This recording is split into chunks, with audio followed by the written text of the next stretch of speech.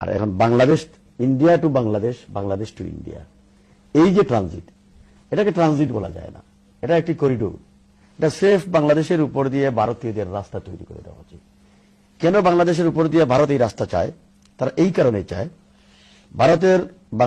ভারতের যে এই যে 7টি রাজ্য, 7 সিস্টার, এটা হলো আসাম, ত্রিপুরা, মেঘালয়, অরুণাচল, মিজোরাম, নাগাল্যান্ড, এই যে 7টি অঙ্গরাজ্য, এই 7টি অঙ্গরাজ্য ভারত নামক রাষ্ট্র সৃষ্টির পর থেকেই তাদের স্বাধীনতার জন্য তারা লড়াই করে যাচ্ছে, সংগ্রাম করে যাচ্ছে, আন্দোলন করে যাচ্ছে।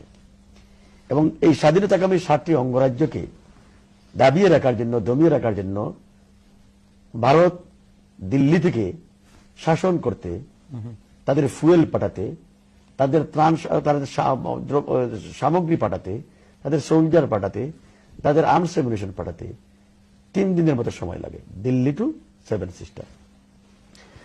আর যদি ভারতের বেনাপুল বর্ডার দিয়ে বাংলাদেশ হয়ে, ঢাকা হয়ে, আগরতলা হয়ে